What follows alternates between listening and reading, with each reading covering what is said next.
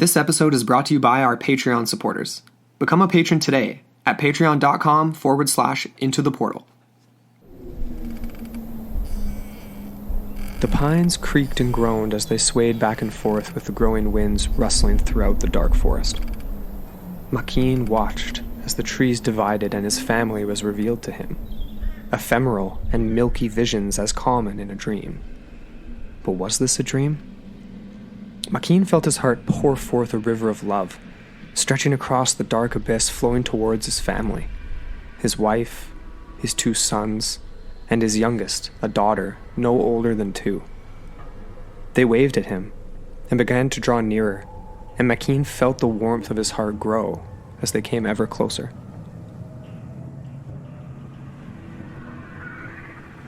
Suddenly the forest darkened. Makeen became aware of something moving in the trees behind his family. Something large, gnarled and dark. A monster. The blackened beast seemed to grow bigger and bigger, more ominous as it stepped ever closer, its sunken red eyes glowing fiercely against its dark misshapen skull. He watched as his family continued to draw nearer to him, overshadowed by this terrifying creature.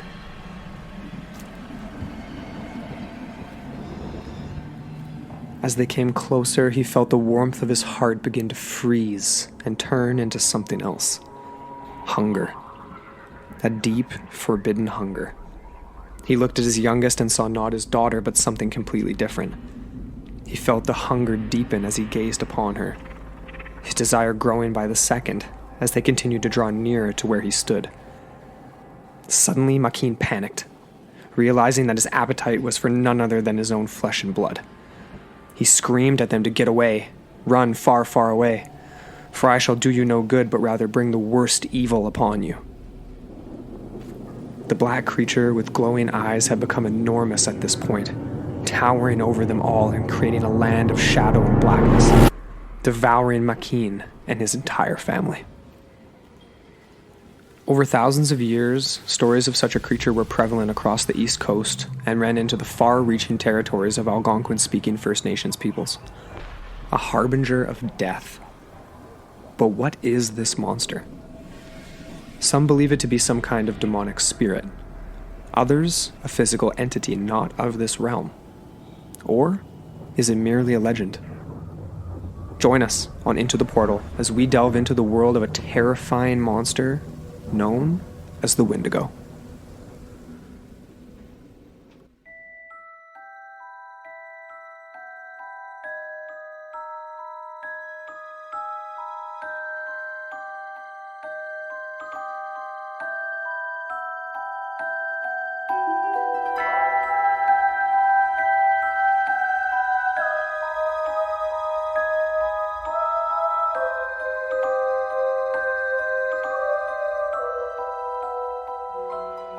Hello, and welcome back into the portal. I'm Amber Ray. And I'm Andrew McKay. Yep. And Sweet. We're back. After break. Feels weird. It honestly feels like super weird right now. Yeah. But like really good, but I've been looking forward to this all week, really. Totally. So, we've got a brand new topic for you folks today. We're going to be getting into some something a little freaky, for sure. Yeah, something that has given me nightmares a little bit, to be honest. And even just looking at some of the imagery associated, it's freaky stuff. Yeah, and it's a listener-suggested topic, too, which is cool. It is. Oh, yes, because that is what the month is, right, Andrew? Oh, yeah. Oh, yeah, that's right. Right. Yeah, no, September, we put it out there that we're taking suggestions and stuff, and we have the next one lined up, but still for the very end of the month, I think the 4th installment this month. We're still open always to suggestions for topic ideas and stuff like that. So. And the thing is too, we've gotten quite a few suggestions, and a lot of them are really Halloween oriented. So we're kind of breaking them up. It's almost like it's 2 months of listener suggested. One of them more Halloween and one more just. But even this one is Halloween-y kind of. Well, that's just it. It's like we've had a whole bunch of suggestions, and we're always like, oh, we gotta wait. We gotta put that off for Halloween because it's super creepy. But this one is really creepy too. We like being creepy year round. So. Exactly. So, but before we get started here, we have a couple of, we have 3 new reviews. One of them is not so stellar. which we don't normally get. We've got 4. Do we have 4? Yeah, we got 4. What? What? Just pile them on. Okay, sweet. Yeah. One is not particularly positive. But we always say we're going to mention all the reviews. So we're going to mention it anyway. So. Yes. So this came from our US iTunes reviews, and kind of a backhanded compliment a little bit. Like, he's pretty harsh, I would say. And to be honest, I was slightly depressed because he touched on one of my insecurities. It's pretty personal. Well, exactly, yeah. Like, even when we first started this show, like, one of the main reasons I was hesitant was because of my voice. I was like, no, people aren't going to listen to this. They're going to hate it. Like, I hate it. So, anyways, he did comment on that. Basically said that it's annoying and that it's nails on a chalkboard annoying. So that's nice. Lovely. Thanks for that. But what I was referring to with that whole backhanded compliment, he says there are much better shows than this, and then he compares us to Mysterious Universe, which is a very well established They're in like show. their 20th season or something like that. So I'm actually kind of like, oh geez, like you'd actually compare us to them? Like, oh apparently, man. And they're killing it, those guys. Yeah. Like, it's a sweet show, so I definitely check it out if you guys are into that kind of thing. Yeah. But you know what's crazy, actually? I looked at their most recent episode, and they had an interview with George Knapp, who is one of the authors of The Skinwalker. Yeah, that's so really cool. that's impressive. Yeah. So keep on listening to that guy, man. If that's your if you're jiving with that and you're not jiving with us, like, you know, we're not for everyone. Yeah. That's all I can say. Haters really. gonna hate, you can't please everybody. But exactly. Nevertheless, we also had some stellar reviews. We did. Yeah. And this was awesome. Actually, we were conversing with this individual a little bit on our social media platforms. And, actually, yeah, he did mention that in the review, too. This was from Sun Devil. He gave us a 5-star. Yay. And he said that delightful hosts, entertaining, informed content. I love interacting with them in their discussion group as well. Sweet. Discovered it through Astonishing Legends as another suggested listen, and it did not disappoint. Nice. The topics cover a broad range, and I especially enjoy the historical-based ones. So, little Sun Devil over there in Arizona, thanks for that. Thanks, buddy. Yeah. Much appreciated, much appreciated. Yeah, definitely. And then we had another one, too. You want to read that one as well? Yeah, we actually 2 more. Okay, go for it. We had one from Pipin' Hot Podcast. It was a 5-star. Says, keep up the great work. Content's awesome. Just started listening, but can't wait to continue. Yeah. And of course, from Heath Rowe. And we actually were interacting with him a little bit on Twitter as well. Yes, we were. He says, definitely a must listen. Bizarre legends and storytelling at its best. Also, awesome back and forth between Amber and Andrew. Hey, so thank you. There you go. It's so funny, hey. It's so subjective. Jinx. Yeah. Yo. But anyways, yeah, it's unfortunate when people do nitpick things that you can't actually change about yourself. Yeah. Maybe I could go with a whole, like, a filter for my voice, so it's all, like, robotic. I don't know. Sorry, guys. For those of you that can put up with it, I applaud you. Yeah. No, you've had people comment and be like, oh, we love Amber's voice, which is so funny, right? Like, it is just totally subjective, and people have made comments about my voice, too. Oh, exactly. But you know what? We definitely have developed thicker skins getting into podcasting, and it's always interesting to see what people have to say. Exactly. And we're always open to constructive criticism for sure. We don't expect every review to be absolutely stellar. I mean, obviously, if you guys are willing to take a second and leave us a review, an actual written review, then obviously to match with a 5-star is obviously sweet. But you can always shoot us an email too if if you have suggestions or anything that you think would be better differently or anything like that. We're open to suggestions for sure. Oh yeah, but thank you so much for those stellar reviews, and not so much. The only thing I will say, just to top this off, is I'm just glad I don't sound like Janice from Friends, Friends from Janice. Bang. Yeah, no. I was compared to this one pop star from the '90s. Remember, Jan made that reference. He was like, "Oh, you sound like." Yeah, my friend in the Czech Republic, he made this interesting comparison. That what was didn't the really... show called? It was. I'm trying to remember. Oh. We're getting off topic here already. Remember, it was like that really famous show from the 90s, and it was a breakthrough sitcom about a girl in I don't know, Brooklyn? And she's like a single mom or something, and... Drawing a blank. No idea. Anyways. Sorry. Oh, frick. I'm pulling that up, just so you know. Go for it. I'm looking it up right now. All right. For some reason, Jan isn't coming up. Where are you, Jan? Where's Jan when you need him, really? I mean, he's usually always around. How do you spell his name? Jan. Oh, J. Right, John. Anyways, moving on from that. Maybe. Not really, actually. I'm still on it. Oh, it's right here. It's right here. Oh, Fran Drescher. Fran. I have no idea who that is. Okay, well, anyone who knows, we'll send you free stickers if you know what show I am referencing. Yeah, shoot us a DM. Let us know what show that is. All right, now we're really on topic. Yeah, let's get into it. All right. Today, we are... Today, we are covering something that, like Amber said at the beginning, it's kind of giving us nightmares, actually, like thinking about it late at night. Mm-hmm. And it's interesting because it's a phenomena that can come to you in nightmares, too. Yes, it can. Or in dreams. So today we're talking about the legend of the Wendigo. Mm-hmm. The Wendigo monster, or the Wendigo demon, or spirit. There's a bunch of different ways to think about it. I'm going to call it a phenomena. Phenomenon. I think that's probably the most... It's a blanket term for it, a kind of all-encompassing. So why don't you kick us off here? Yes. So this is a legend that finds its roots in Algonquin traditions.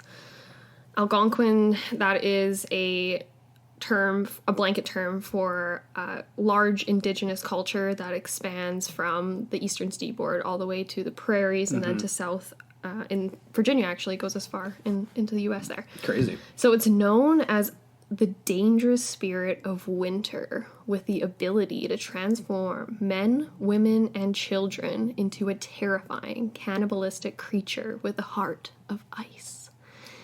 And it is said that with time, this creature becomes gigantic in size and monstrous in nature, with a gaunt, horrifying countenance to look upon. The Algonquins have a long history with this demon, so much so that one might remark that they retain a certain kind of obsessive fear related to the subject, and are in constant contemplation of the idea that they themselves might be transformed into one of these dreaded creatures. Intense. Yeah, very intense. So, yeah, it's really cool. Like, Algonquin identity, it encompasses so much, like I said, right? It goes from the prairies. It has various nations, including Cree, Ojibwa, Mi'kmaq? Yeah. Yep. Kickapoo, all sorts of different regional identities that share commonalities, right? Like linguistic commonalities and cultural commonalities and obviously mythos, like all that kind of thing. So, very interesting. And then, of course, this is in the northern part of North America. And you get these harsh winters, right, where things become scarce, and so as a result, in the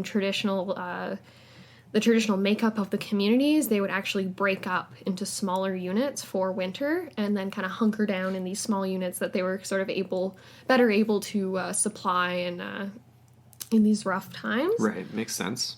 But obviously, that leads to isolation and sometimes extreme circumstances and real famine. And the only real promise of the break of that is obviously spring.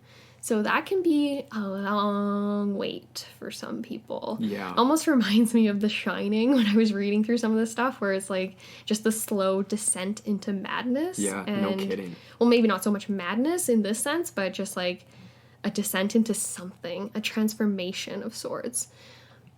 Yeah. But it's very... It's ambiguous, right? It is. Yeah, there's a lot going on here. Very much so. Mm-hmm. It's kind of a throwback to, not last week's episode because we took a week off, but to the Roanoke Part 2 as well. Mm-hmm. Just the idea of there being such scarcity in the winter and breaking off into smaller groups, and that the Roanoke had left the island, and intense winters, man. So people can go a little crazy. That was one of the theories for the colony, that they lost their minds. Yes. And that they... Yeah. Right? Ooh, and we actually did touch on that, right? The idea that perhaps the Wendigo could have been present in that in some scenario. way, shape, or form. Yeah. So essentially, though, like Amber sort of set it up here, is that these are the circumstances and the scenarios in which that this creature can manifest itself. And whether it manifests in a physical or metaphysical way is something that we're going to get into, because it varies from nation to nation within the Algonquin linguistic Nations, group. Yeah. Mm-hmm. But essentially, this is a quote from would it be Basil Johnston? Basil Johnston, an Ojibwe teacher and a scholar, and it's quite creepy. So this is how it reads: "The Wendigo was gaunt to the point of emaciation. Its desiccated skin pulled tautly over its bones. with its bones pushing out against its skin. Its complexion, the ash gray of death, and its eyes pushed back deep into their sockets. The Wendigo looked like a gaunt skeleton recently disinterred from the grave. What lips it had were tattered and bloody, unclean, and suffering from suppurations of the flesh.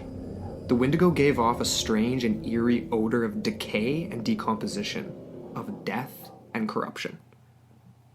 Not a pleasant description, just to say. Like, yeah, I'm just definitely gonna say something you don't want to run into. That would be terrifying. Yeah. And we'll get into some stories where people did encounter these types of things. Oh my gosh. Yeah. But like Andrew was saying, hey, like in some cases you get something that's this, like, physical monster that's beyond human. And then in other cases you almost are you're almost witnessing through the story the transformation into such a creature. Yeah. Because that's something, and that's something we'll discuss further too. But it's just sort of very, I don't want to say vague, but it's kind of an awkward thing, like the idea of an individual creature and the transition from human to that. Yeah, it kind of reminds me of Kafka, hey? Very much so. Yeah, very. I don't even. Yeah. So that is kind of the main sort of symbology of the Wendigo as well. Is this? It's a symbol of transformation. Of, like I mentioned, like it's a descent of sort, or almost like a disintegration of the stable self, right, into something monstrous or other. Yeah.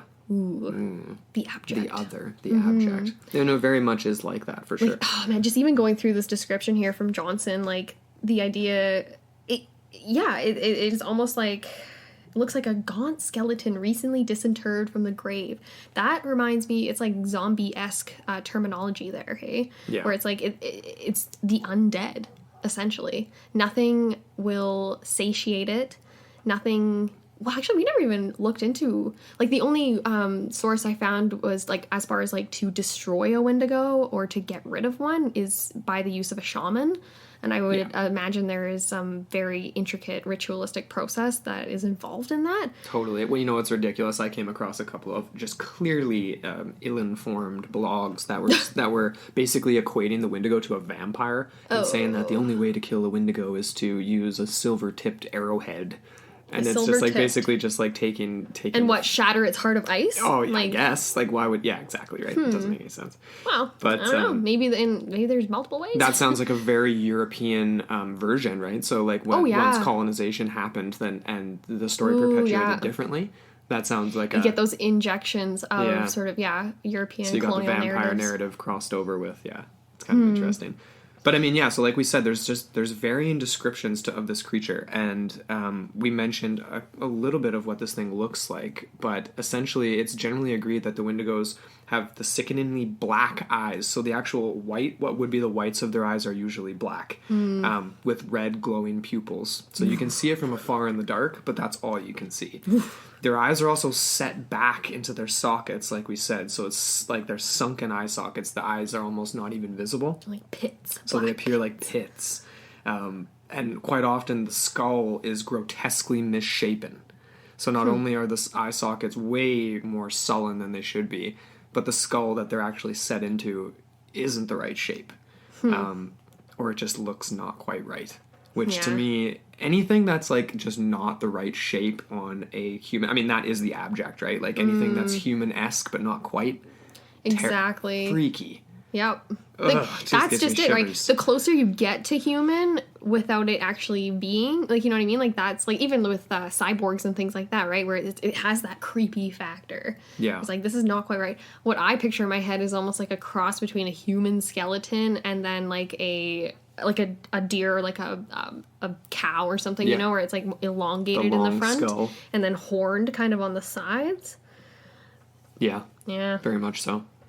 So the skin color we mentioned too, it's very sickly and it's almost like dead flesh. It can come in different colors though. So sometimes people will describe it as more different sort of shades of gray. Other times people will just see red because their head, shoulders, and torso usually are perennially soaked in blood because they're constantly needing to find new victims. So they're always eating because they always need to be eating. Always feeding. Yeah, feeding. Yeah. That's a creepy word when you use it like that, eh? Yeah. So and then again, oftentimes people, I guess, in the folklore will come across bloody footprints that are way too large to be that of a human, obviously. And that's a good indication that a Wendigo's been around. Or even, like, I've seen descriptions where it's the fur is matted, and I'm imagining almost like a mangy animal that's, like, has, yeah, exactly, recently been feasting and just stinks of death and blood and, like, iron and all that stuff, and is just, like, just covered and, you know, like, obviously has no, not any recourse to cleaning, but no need to clean, or, like, you know what I mean, like, no instinctual, like, sort of, like, you know, he's just walking around just, like, just constantly soaked in dead stuff, and exactly, then it itself would just be putrefying, dead. just it's almost like in a state of purgatory or something, in a sense. Yeah. And this is, yeah, like, we'll save more of this kind of, like, philosophy for the theory section and stuff like that, but very much related to other types of demons and demonic figures and stuff like that, for sure. And another interesting feature of the Wendigo that is one of the variations would be that it has extremely long fingernails and obviously very long, fat, jagged fangs. Where the normal fingernails teeth, reminds you of salad fingers. very much so. It's like, It's super, super creepy. Long, skinny fingers that are just way too long. They shouldn't be that way. And of course, like a lot of the imagery that people will see when they look this stuff up are the antlers. And that's not found in every version. Some are very just tall, skeletal, human-like ones that we've mentioned. Others have more animalistic qualities, like the elongated skull of a cow or a deer, and antlers to match, which is obviously extremely out of place in something that's walking bipedally.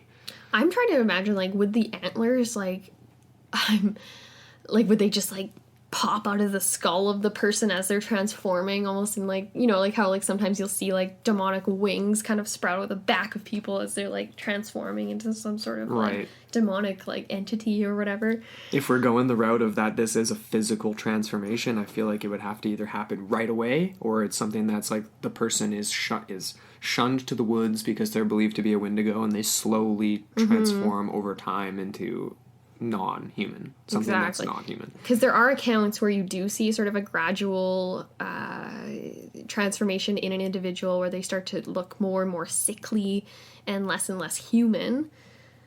You don't get, exactly that, the very dramatic sort of interpretation. We didn't come across that, but if anyone else has and they have that in front of them, we'd love to hear about it. Definitely. There's one thing I want to mention here too before we continue.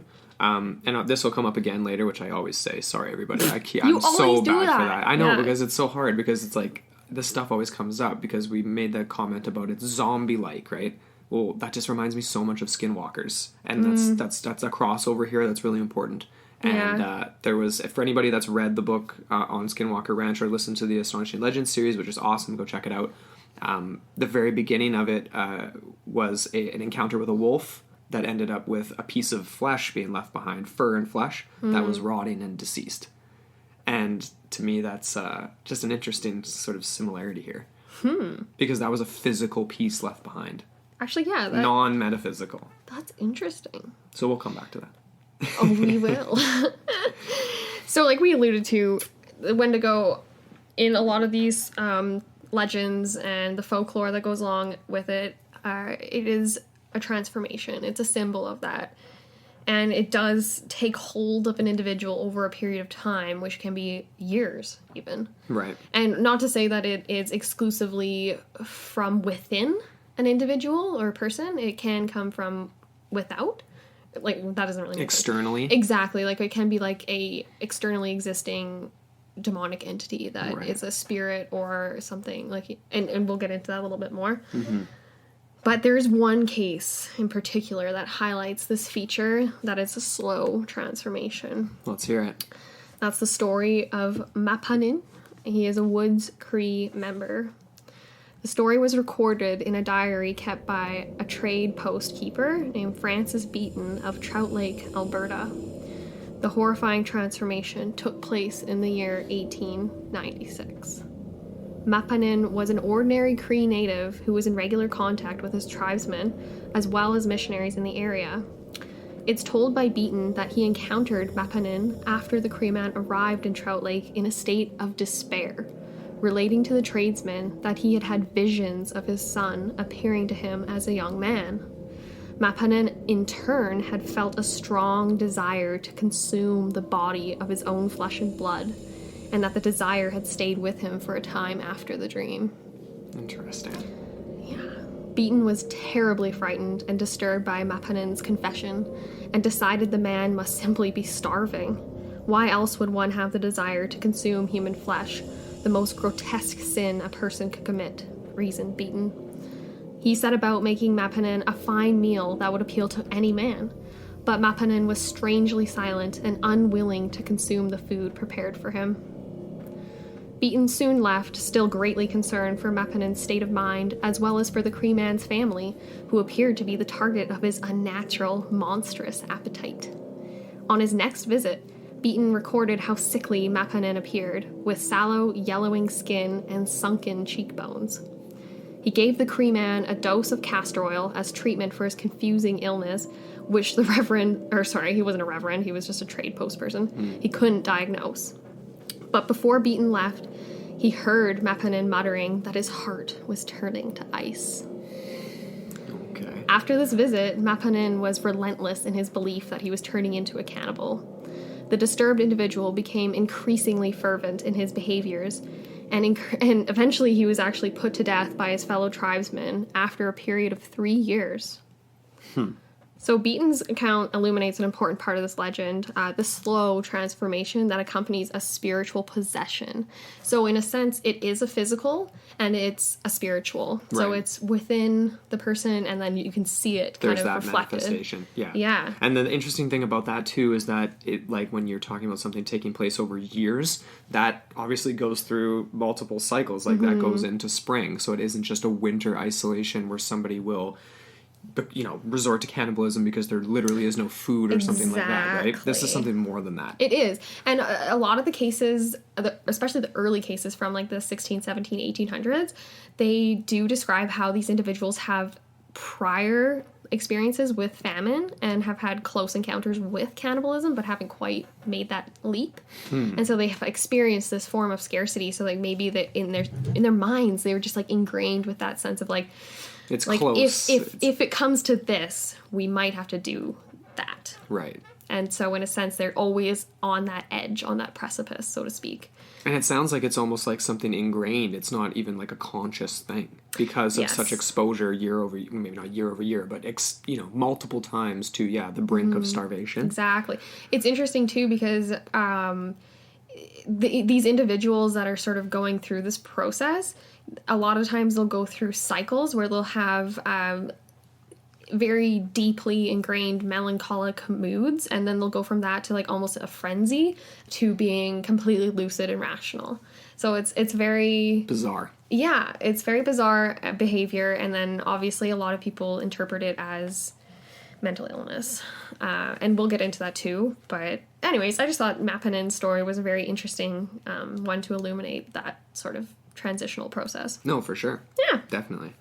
So, we've talked about the the physical characteristics so far and things like that, and there's obviously more that will come out of this. But one of the interesting things about the Wendigo is that they have such great strength, or at least they're reported to have, like, they're powerful. They're powerful, yet they're emaciated. They're starving. That's weird. Which is something you wouldn't typically think. Is it the power of desperation? I think that's what it is. I mean, or that would be the metaphor anyway, right? Yeah. Because they're these massive creatures that have the ability to do anything they want to, essentially. They can mimic humans. They can mimic animals. They can turn into different animals in certain They can call out in voices that are familiar to the person and draw them into the woods. So, but yeah, and that to me is the most frightening thing, to be able to mimic your loved ones. And we actually got the thoughts of Adam from Graveyard Tales on this. Yeah! Because those guys did a really awesome episode on the Wendigo, Adam and Matt. They really did, yeah. And super thorough.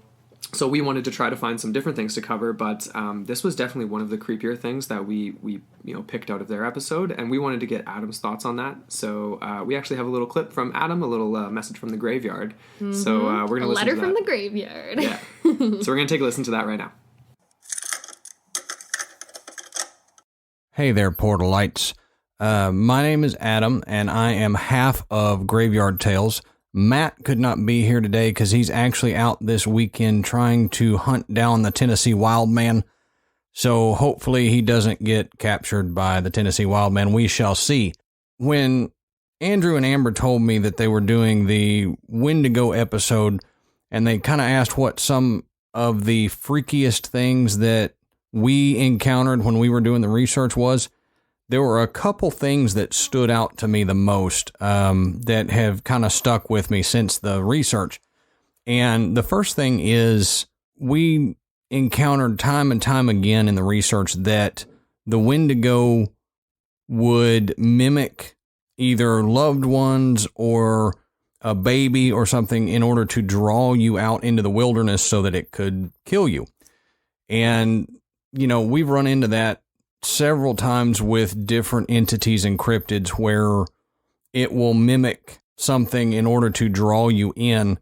And to me, that's really freaky because you can't trust your senses at that point.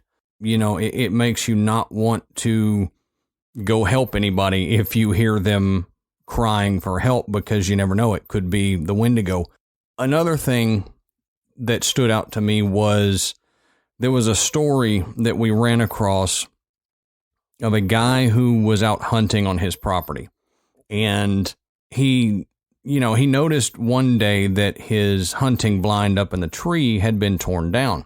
He recalled going to check on it, couldn't find anything like prints of an animal or anything that had torn it up. So he kind of reset it and ended up going back home. And when he came back out the next day, he encountered a Wendigo on the trail. Fortunately, the Wendigo didn't see him right away, so he, crouched down into the grass and was able to hide from it for a little while. Well, then he started to back away, and the Wendigo heard him and looked directly at him. At that point, the guy completely freaked out and jumped up and took off running, and the Wendigo was right behind him. And when it finally caught up to him, the guy ended up drawing a knife and slashed at the Wendigo. He remembers cutting the Wendigo screeched and ran off. So he made it back to his cabin and, he was telling his family about it and nobody really believed him. But the next day, he and his father and his brother were out in the yard and his father looked over and saw the Wendigo out in the distance, and it came closer and closer and closer, and it got to the fence, and it grabbed a hold of the fence and was staring at him, and it ended up disappearing. Years later, like 2 or 3 years later, his father ended up committing suicide, and one of the things that they say is that Wendigo can drive people to madness. And this guy believes that the father's encounter with the Wendigo is what drove him to suicide. So those were a couple of the freakiest things that I can remember from our research and that have stuck with me ever since. So I'm looking forward to your guys' episode on the Wendigo and seeing what y'all can dig up. Well, okay.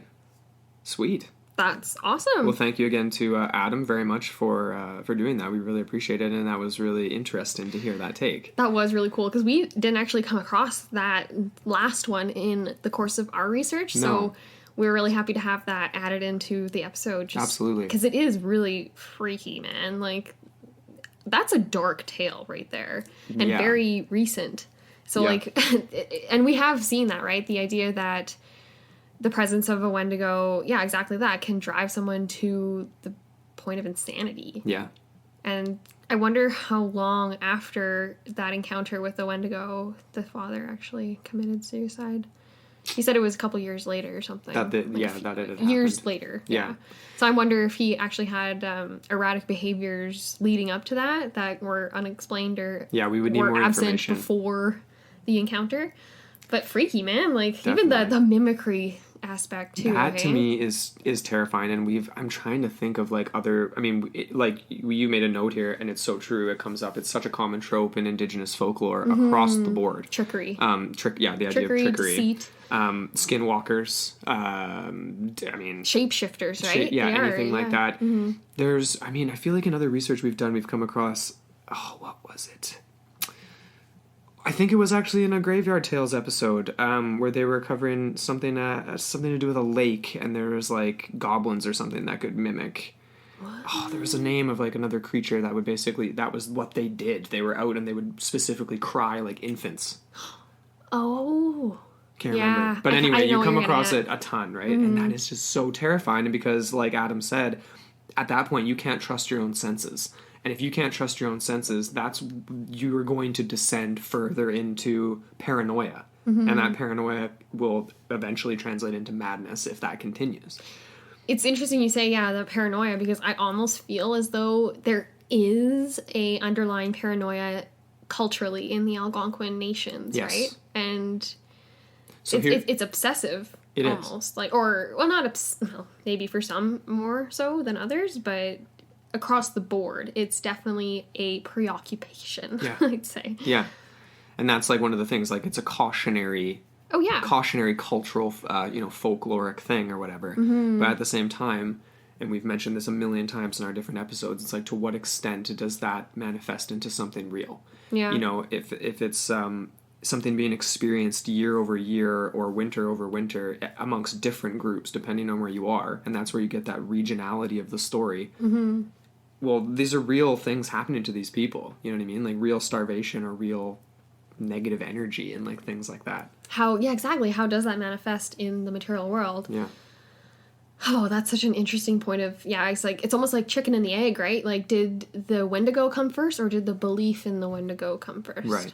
And you guys will hear that when we go through the different, because there's the Ojibwa, the Cree, and there's different kind of variations of it, and you can tell that the subtle differences are really unique, like whether it is more physical or not. Mm-hmm. And that is really interesting to me. Well, what else did you take from Adam's bit there that you thought was...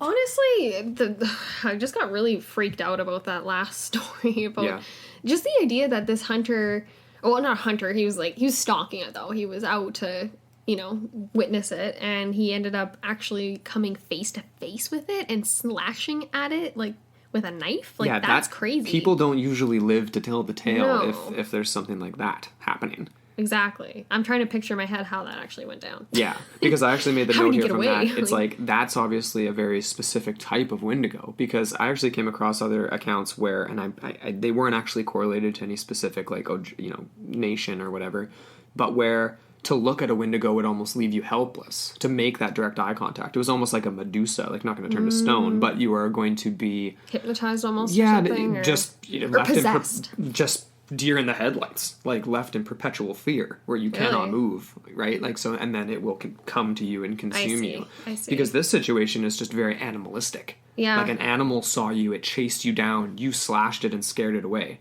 But I find that so interesting, because that to me is clearly something that's not metaphysical. No. That's a creature. Maybe it was old Yellow Top. I don't know, maybe. Who knows? But that's just interesting. Like you mentioned just then, the nuances, right, within different traditions, right? Yeah. So we get this, we get a feature that is more present in Ojibwe than Cree. Actually, two features. One is physical, the idea that these can reach up to 20 feet tall, so giants. Yeah. Gigantism. That's present in Ojibwe traditions, not so much in Cree. Okay. Also the idea that the Wendigo can have non-human origins, so it can be from without. Right. And...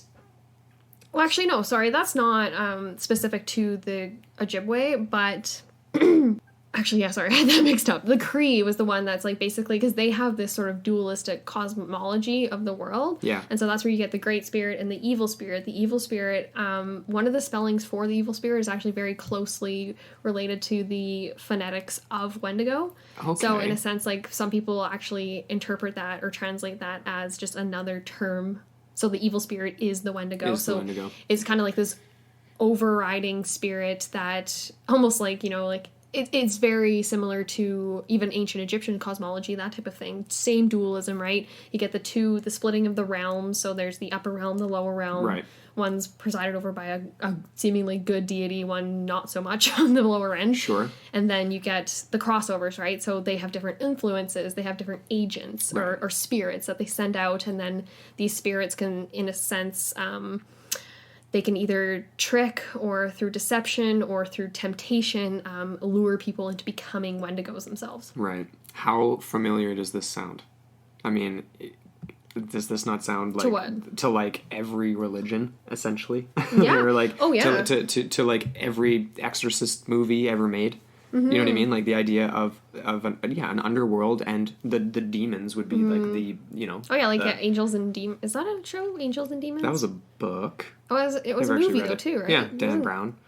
But I mean, like, literally, like, like, you know, like, the idea of heaven and hell, though, and demonic possession. Exactly. Right. Yeah, exactly. So, and the idea of these monsters appearing in dreams and dream sequences, that has a huge, like, even in, like, I don't mean so much now, but in the past, in, like, antiquity, in Christian times and stuff, a lot of people would have visions in bed while they were asleep, seemingly, or they would say, oh, I woke up in bed and there was an angel standing before me or something. Right. So they have these visions or these dream sequences. Again, we do get that in Ojibwe and Cree and all these Algonquin nations. And it's a massive part of their cultural identity. Exactly. And it crosses over into reality. So if you have one of these dreams, it does have consequences in the real world. Inception, man. Very cool. There was this one story I came across.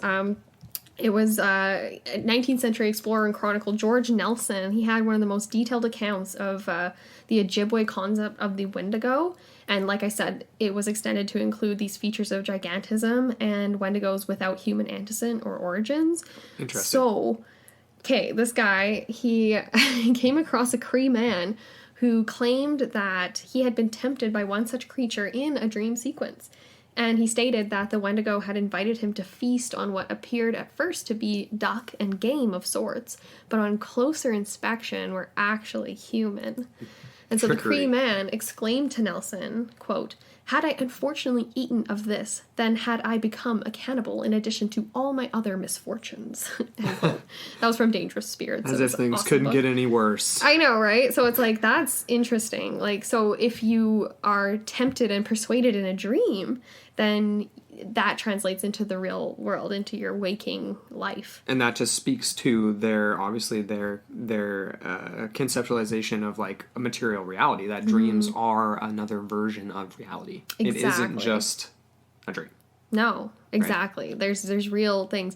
And that's funny. something that we don't know either. Honestly, we don't know that much about dreams. Sleep is one of the last frontiers, really, of there's lots of brain research frontiers left to be, right? And I'm not a biologist or a scientist, but I know that we don't know everything about sleep and dreams. How many times have you had a dream, and then you're going about your day the next day, and you actually relive your dream? Yes. And you're like, wait a second, I already did this in my dream last night. Now I'm doing it in real life. Yeah. This is weird. And it's not something that you do every day. It's not like a routine type thing. So you're like, I have to pause for a second and recognize how weird this is right now, because I don't know. It's like either the dream was a premonition or it was a subconscious just like thing kind of guiding you into doing what you ended up doing later that day. Either way, it's manifesting something physical, right? Yeah. It's all connected. Yeah.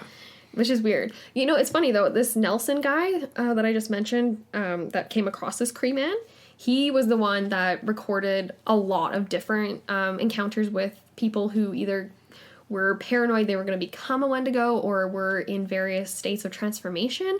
And he was the one that recorded this idea that there was like a manic depressive state, and then there was like a frenzied state, and there was like a rocking between the two, and then also between states of like lucid rationalism, and how he kind of, he definitely saw a lot of that. And he was also the one that suggested that this might be a widespread cultural preoccupation amongst the Algonquin peoples. So an obsession of sorts. And this was a quote from him. He says, quote, "They have such a dread and horror of this that it is constantly in their mind," end quote. So that to me, especially in those long winter months, man, like, you know, you're sitting around the fire, that guy starts looking like a juicy steak next to you, you're like, yeah. And that's just it, right? Are you going to wait for him to die and eat him? Are you going to kill him yourself and eat him? Are you going to just do the honorable thing and kill yourself instead? Like, you know, because that was obviously the most honorable. And a lot of people did. Nelson recorded another account where there was a group of hunters, and the head hunter came to him and said that one of his men was experiencing these symptoms and that he needed to be put to death, and he was asking to be put to death. To avoid this sort of supreme sort of taboo or whatever. Or sin of sorts. To become a Wendigo. Very spooky. Very much so. Yeah. I don't know. Like, there's so many different cool things to talk about here. Like, the idea that, well, even the Sean Smallman. So we came across a book called Dangerous Spirits, and it's called Dangerous Spirits, The Wendigo in Myth and History by a man named Sean Smallman, who doesn't actually have any Indigenous background himself, but he did a very thorough treatment of the subject. Yes. And he talked about how spiritual leaders could induce the Wendigo phenomenon as a type of curse, which I thought was really interesting, because you do see that, right? The evil shaman versus the good shaman, and how they can use their powers in different ways. And they're like sort of the portal between the spiritual and the material world. Yeah. So he writes here that the type of shaman that would keep a bag of tongues around their neck or threaten a woman's family in order to take her in marriage, end quote, would usually be the type that would conjure a Wendigo, and that only a very powerful shaman could overcome the Wendigo as well, like we mentioned before. But very interestingly, people who are spiritually intuned could sometimes sense the curse of the Wendigo approaching and kind of use their own sort of spiritual practice to sort of, or talismans, like have like a physical bag of like, you know, like stuff that would prevent them from being overcome. Right. There was one story, the case of Marie, whose family, she was brought to, I think it was Canadian authorities or missionaries, and she was suffering. She was basically whispering threats to them about how delicious they looked, like her family, her sons and stuff. And so they were like, creepy. Okay, like let's bring her over here and see if we can get some treatment or something. And she ended up going to a house of prayer, I believe. And she appeared to be recovering until one day she freaked out because they took her little bag of different remedies and things that she had. It was like basically talismans. Sure. And they took that away from her, and she just like flipped and was like, that was my only protection against the Wendigo that was trying to take over my soul. And I'm pretty sure it was a bad ending for Marie. I don't think she ever made it back to her family, but very interesting though to think that these are the types of recourse, right? Shamans, spiritual like objects, sacred objects, things like that. And this is still I mean, shamanism is a ubiquitous sort of religion, I guess you could say. It's different everywhere you go, but it's always, like you said, it's they're the what would the word be? Like they divinate between the existing world and the spiritual world. So they have that ability to do so. Whatever they use to do it is different. I remember doing a bunch of research. You probably remember when I wrote like that ridiculously long essay on shamans in Siberia. Oh yeah. And it's like 40 pages. Yeah, it was ridiculously long. But I got a good grade. But anyway, no, it's fascinating, and they use obviously different animals and stuff like from the location, and they dress up like them. They take on the different spirits of different things to be able to cross over. Interesting. And heal people by doing that, or obviously, the opposite. Ooh. Yeah, healing. It was interesting too because one reference I came across was like one way to heal a person of like spiritual illness was to starve them. And so I was like thinking to myself, like, if they're turning into a Wendigo, they're already starving. Yeah, so that would not be the solution for that one, you'd think. Do you just like throw them in the sweat lodge and sweat it out of them, or like? I don't know. Like, what would be the process? I'm assuming there is a very complicated one. Like, by most accounts, there aren't very many ways to reverse the process. Yeah. It's and it reminds me too, again, like we almost every episode there's got to be an X-Files reference, but we recently watched one where it was like the Skinwalker, and where the guy shoots what he thought was like a ridiculously large wolf, ends up being a human. And it's this whole thing where it's like, did he murder or whatever? Yeah. But very similar. Very similar. So we have a few more like early references, hey?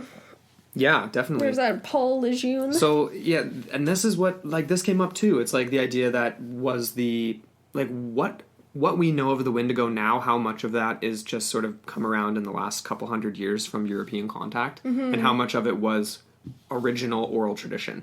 Because it's kind of melded together now, you know what I mean? But one of the first European accounts of this came from, this guy named Paul Lejeune, a Jesuit missionary who lived amongst some Algonquin-speaking peoples on the East Coast in the early 17th century, in and around what would now be Quebec. So in this report to his superiors in Paris in 1636, he basically wrote that he didn't really believe that there was a physical being stalking people in the woods, but rather it was some sort of a demonic possession. So he was blanket coating this European Catholic, or Jesuit, whatever. Just superimposing it over top of the, And basically saying this is what this is, obviously, because these people don't know how to interpret it because they haven't found Jesus. Right. They're still savages, so to speak. Exactly. He even, I think, at one point refers to them as basically having pagan-esque elements, rituals and beliefs and things like this, right? And then there was another Jesuit priest who recorded his encounter in 1655 with a Cree man who became obsessed with the possibility of transforming into a Wendigo. So this man essentially had gone mad after, like we said, after dreaming of the animal spirit, which basically threw the entire camp into chaos. And he wrote that, the Jesuit priest wrote that his ailment, coming in a dream, disappeared like a dream in his sleep. He who deals with pagan savages is in danger of losing his life to a dream. That's a harsh way of saying that. Yeah, kind of. But I feel like we need to just touch on the idea that all these, like you mentioned, right, all this is coming from a Eurocentric perspective. Yeah, absolutely. And it's inevitably colored by it. And when we say things like, it's the ultimate taboo or sin, like, those are definitely, like, Euro-Christian terms. And all of these things, what I'm picturing in my head is like, like the advent of residential schools, things like that, where the Canadian government is really clamping down on Indigenous nations and taking away their sovereignty and things like that. So how much of that... Into the 18th century and stuff like that, you mean? Well, exactly, yeah. Like, these people that are experiencing these extreme forms of spiritual discomfort and whatever, like, is that... Like, how much of that is caused by this European influence and presence and the pathologizing of this sort of experience, you know what I mean? Like, 'cause it's not as if, like, it obviously is a terrifying thing for the Indigenous people already, but, like, how much of it was taken and used as a tool to control. And we will get into that a bit more, too. Like, Sean Smallman has some comments to make on that when we get into our theories and stuff, but very interesting, like, all of these, they're coming, a Jesuit priest, a trade post keeper diary, like an explorer / like a tradesman, whatever, all these different... It's all white European accounts, for sure. Exactly, yeah. But, I mean, the interesting thing about this is, obviously, like we've said over and over, is that these European settlers did believe in evil supernatural spirits themselves, just not in the same way that their First Nations contemporaries did. So they kind of just, they blanketed with their own stuff. Oh my gosh, but I mean, I just thought of The Witch. That reminds me of The Witch, like Puritanism, right? I love that movie. It's so creepy, but it's so very much like that. Yeah. So it's like, even in that film, for anybody who's seen that, if you haven't, go watch it or save it for Halloween because it's awesome. So just good. Cinematography. You're not going to understand half of what they're saying in it because it's Old English, but very, very cool. Like Middle English. But it's Middle English. Yeah. Well. Yeah. But anyway, it's like the idea of, so they're Protestant, they're in the woods there. It's whatever evil is there is manifesting in the way that they understand. It's going through that Eurocentric lens, right? The same thing is what happens for the Wendigo. Yeah. So then when you have European contact, it's this melding of the two. Both are very much, I mean, if you believe in witches or witchcraft or demons and these, if you believe any of this at all, as Forrest Burgess would say, but yeah, I've sort of lost my place here, but I mean, this all predated like Salem, obviously, by a ridiculous amount of time, right? I mean, even when some like this first 17th century, or well, second 17th century account, like this is 60 years before the Salem witch trials, but people were still, you know, Oh, that's just So there's lots of parallels here. Yeah. So the Christian faith is going through their own sort of extremist sort of paranoia, sort of cultural, like, religious thing, and then as well you do get the flip side, the sort of and it's not just the belief, like people were seeing things that weren't just the local natives. Like early Western settlers were often reported as seeing a quote banshee like creature. Really? What does a banshee look like? It's basically just like a demonic, crazy, flying witch-like thing, as far as I know. That's just something you don't want to see. But yeah, they reported seeing this thing in the woods, and they feared its appearance because they believed this meant that there was going to be death in the community, right? And so the Wendigo to them was essentially, that they equated this with the Wendigo as a similar sort of thing. Well, that a harbinger of sense. death. Well, I feel like there's so many different avenues you can go down to equate it with this or equate it with that. Like, we've made the loose connection to, like, Sasquatch, perhaps, or something, or... Well, we haven't actually, but I referred to Old Yellow Top. You did.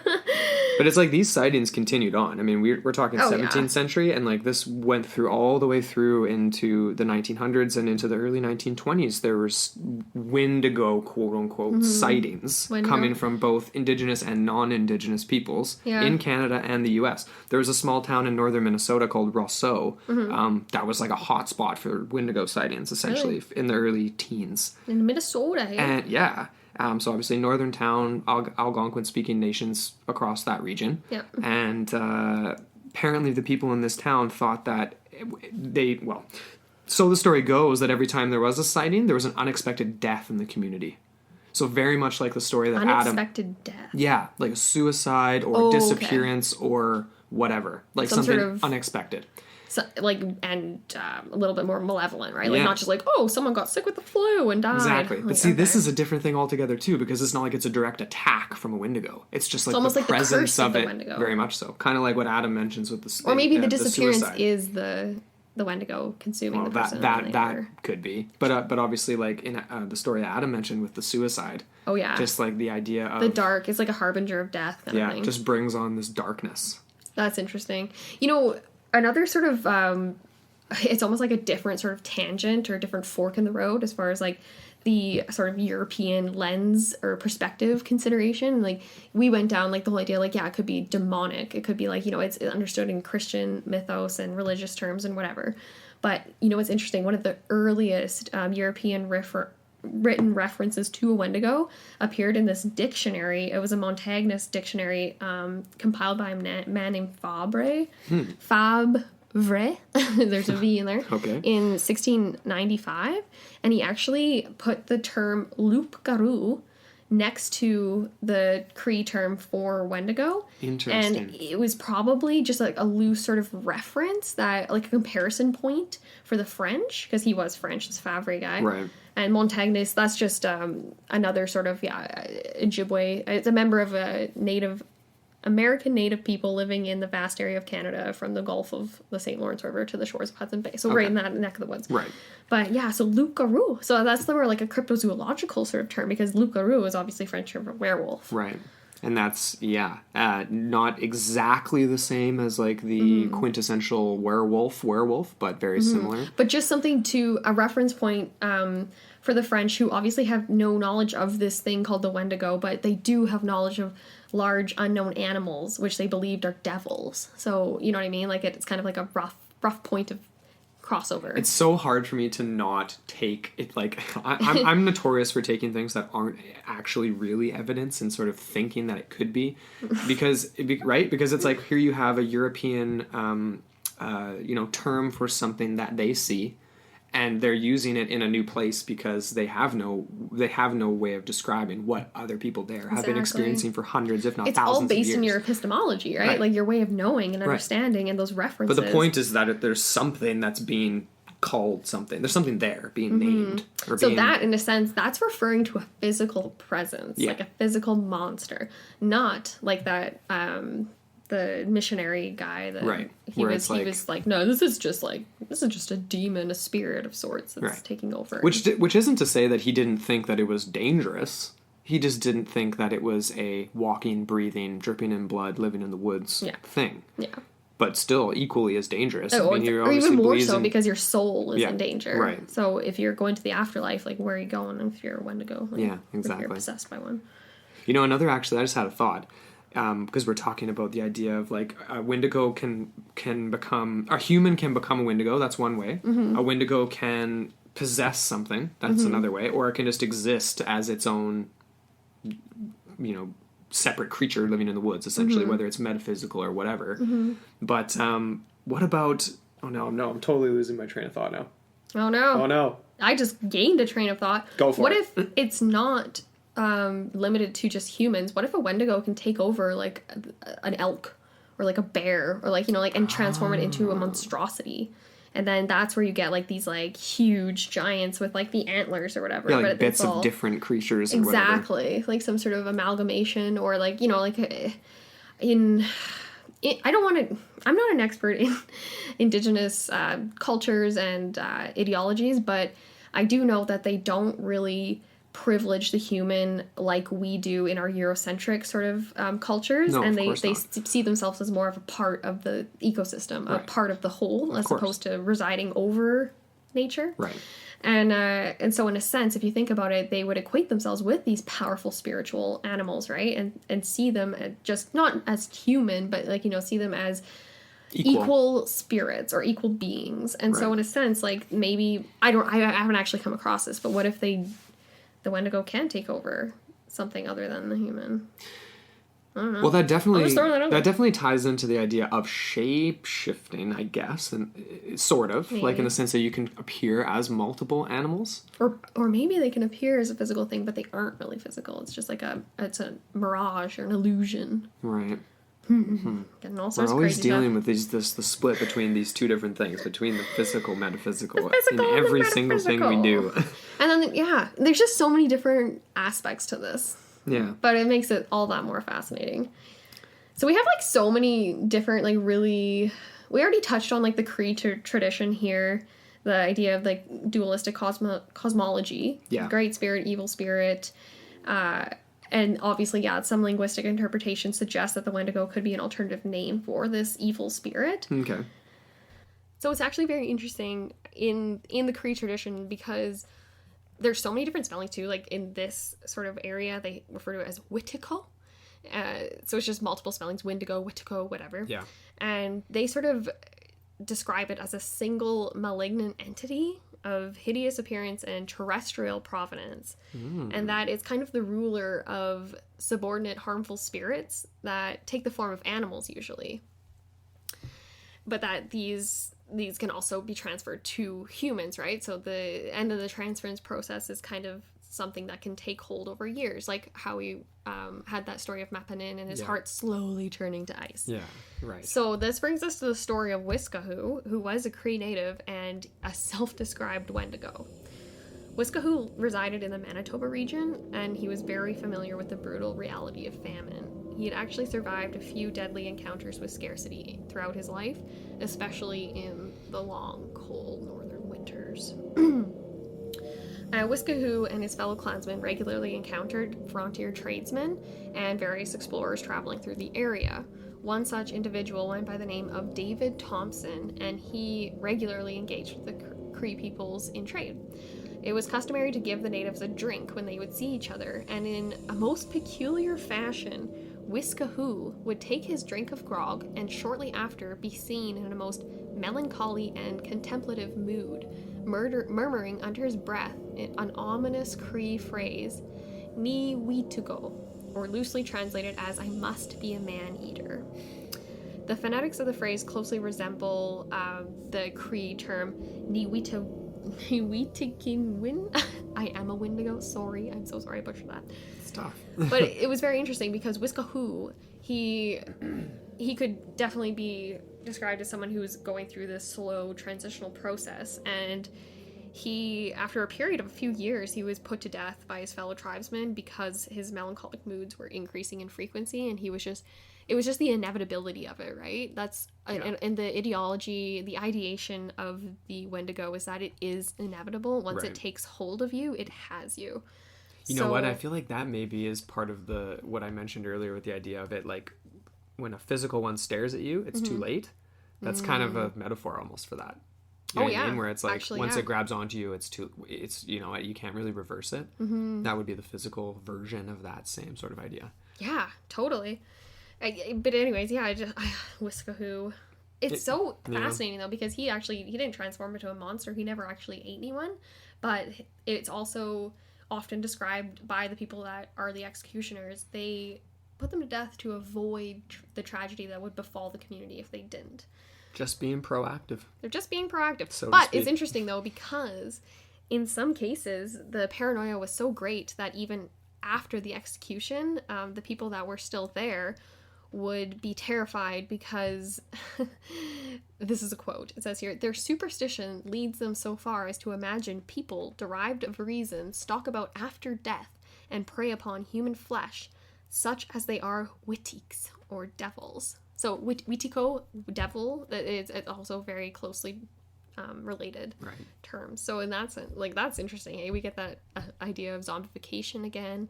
The idea that it's like the undead, they're almost like in a perennial state of purgatory, like you mentioned.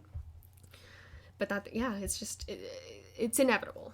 How many times have I said inevitable in this episode? But I mean, no, that is so interesting though, just because I keep coming back to like the story that Adam told there, and the idea of being able to defend yourself against it, like it's a physical thing, and something that's undead wouldn't necessarily react, in a defensive manner to like being harmed, right? It's dead flesh, and I think of the introduction to the family on Skinwalker Ranch, where they had that instance with the wolf. They shot it 1 billion different times, didn't do anything. Finally, basically just decided to leave because it was annoyed. Yeah. And the flesh that was left was rotting, just deceased, decayed flesh. Yeah. It didn't feel any pain. No. It was just there. Yeah.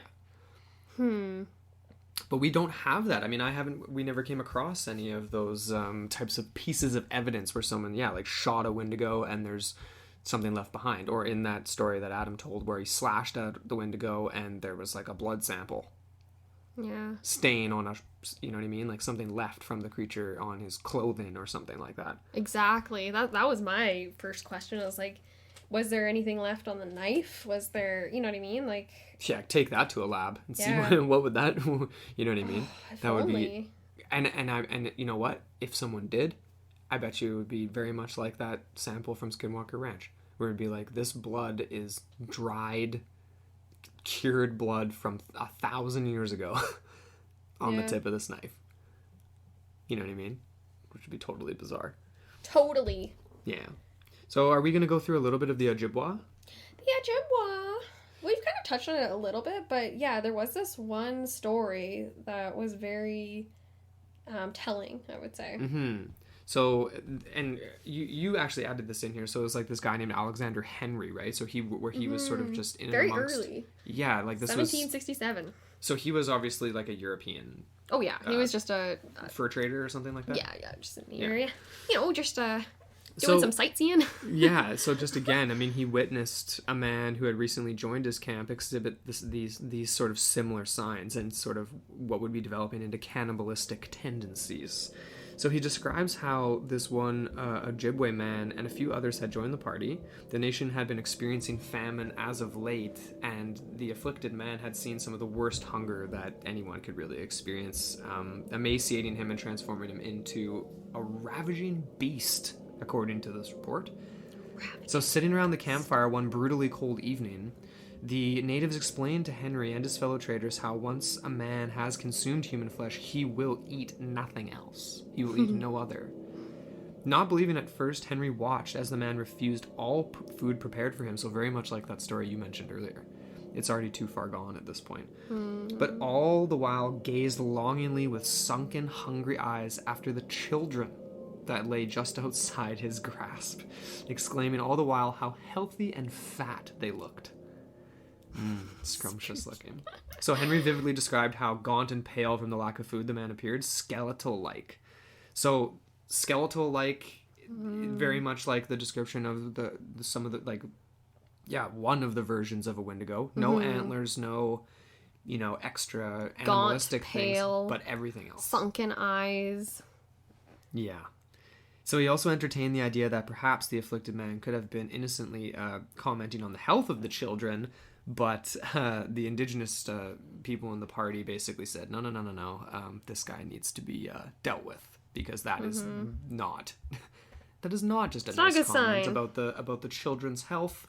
Well, he wants to suck the flesh from their bones. Exactly, and the fact that there was food present available to him, right? That is very telling. Yeah, I'd say. Yeah, spooky to say the least. I mean, at this point, should we mention the idea of Wendigo psychosis? Yeah, we've kind of avoided it, because I didn't want to go into this calling it a psychosis. Right. I just wanted to kind of blanket it as a phenomena. I'm not even going to call it a monster or like a creature, because that goes into the cryptozoological realm, which is on the table. It's not off the table, but but I think just more generally, phenomena. But the Wendigo psychosis, right? So this is definitely a widely documented by European scholars, Eurocentric scholars, I should say, not European. Yes. But it essentially is the idea that it's a belief that takes hold in an individual, similar to anorexia or something, where it's just not similar, but it is a psychosis of the mind, a syndrome of sorts, and basically it's characterized by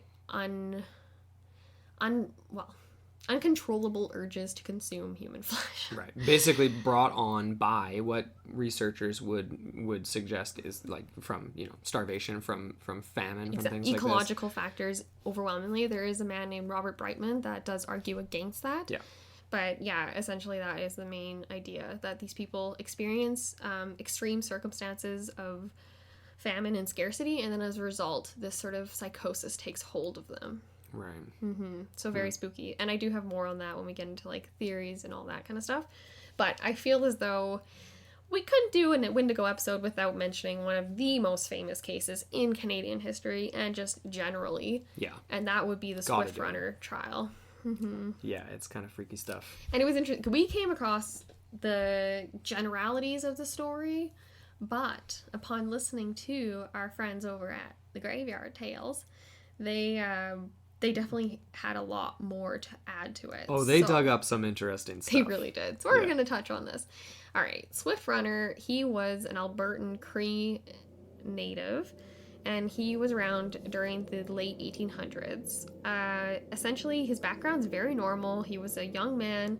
As a young man, he received a very useful Cree education. He had married. He had a family of 6 children, and he was also engaged with regular trade with the Hudson's Bay Company. So he was a very respected member of the Cree Nation. Oh, yeah. He served as a guide for the Northwest Mounted Police. Like, he was just undeniably a well-rounded character. Yeah. No one could say anything bad about Swift. But unfortunately, his life would end in tragedy and notoriety.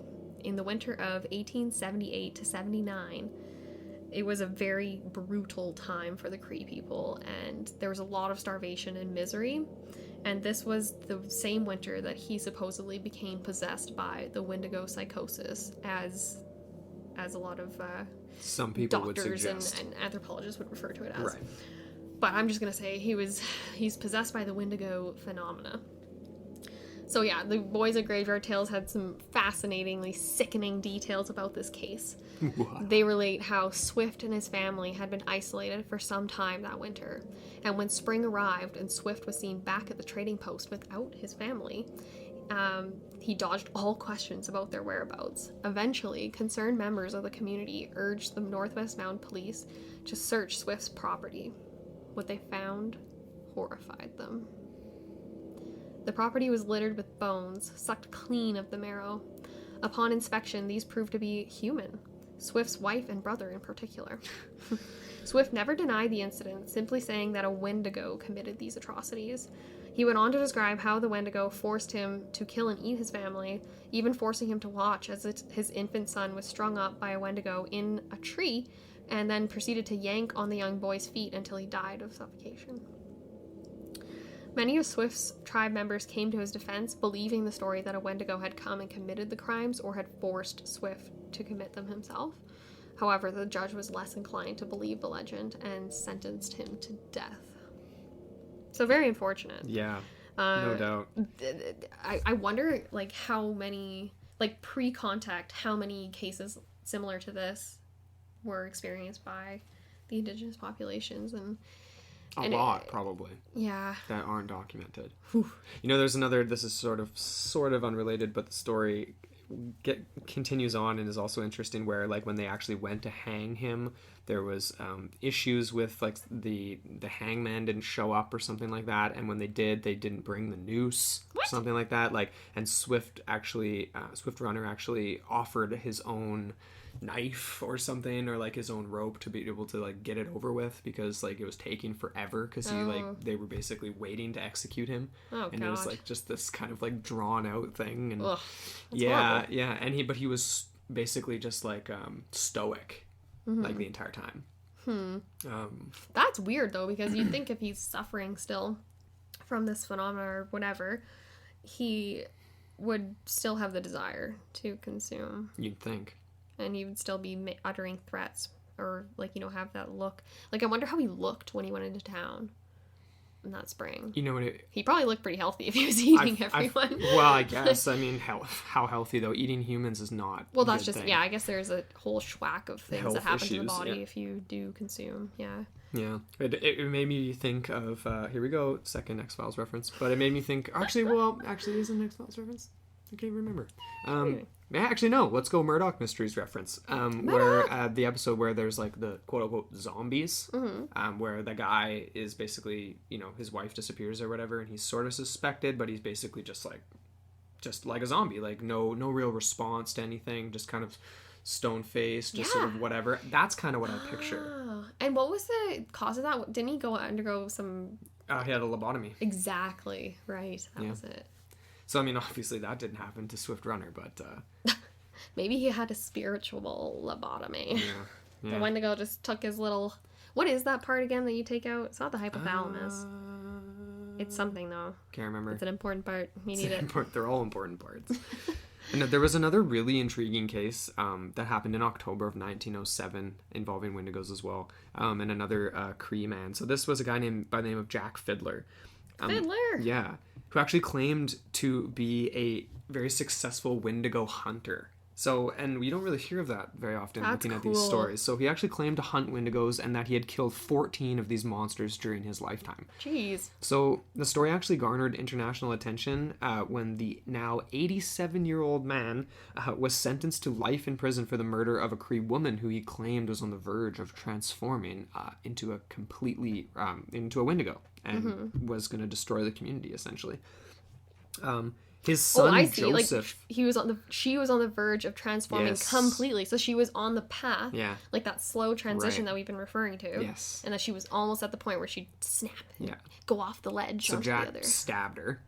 Oh. She did. Was it a silver-tipped arrow? I don't know. I'm thinking probably not. But probably she died, steel. eh? Yeah, so he murdered her, and his son was actually a part of this as well. So he was a self-proclaimed Wendigo hunter-killer as well. But neither Fiddler nor his son Joseph hesitated at all in pleading guilty to the crime because they insisted that their decisive action averted what would have quickly become the impending doom of the rest of the community. Jeez. Because... Yeah.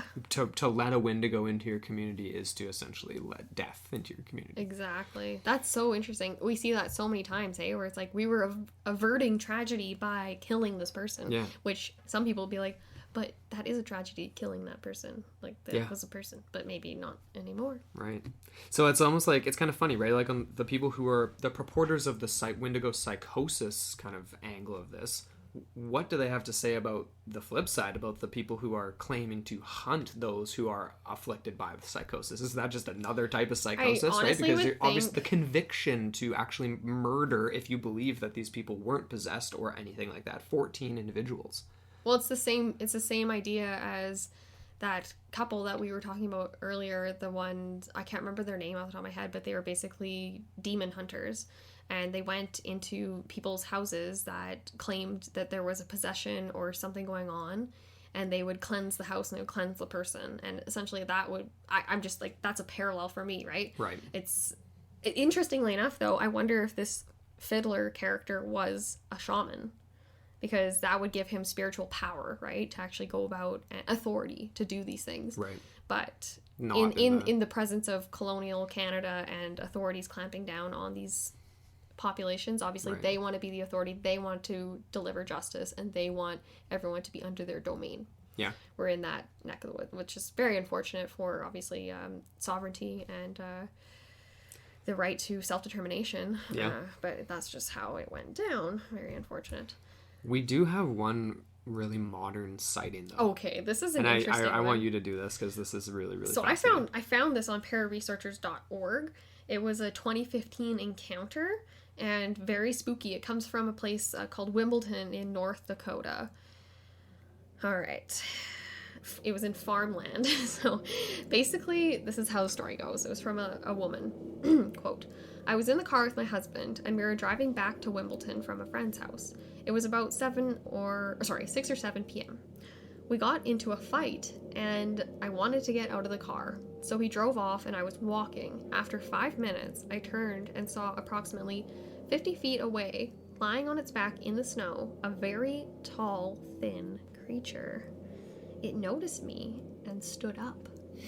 I felt extremely scared, and something told me, don't look at it, but don't run. I kept walking at a faster pace and crying. I screamed over and over, leave me alone, just leave me alone. I looked over my shoulder a couple of times, and it was still standing still, just staring at me. I heard a heavy but loud breathing, as if it were right next to me. From what I saw, it would have been about 10 feet tall, kind of hunched over, very thin, and had extremely long, pointed fingers and toes, with a bit of shaggy hair on its head. It was white/grayish in color, and it had an open, thin mouth with long, sharp teeth. After 10 minutes of walking down the road, terrified and screaming at it, my husband came back and picked me up. I was hysterical, and I told him what I just saw. He floored it until we got home.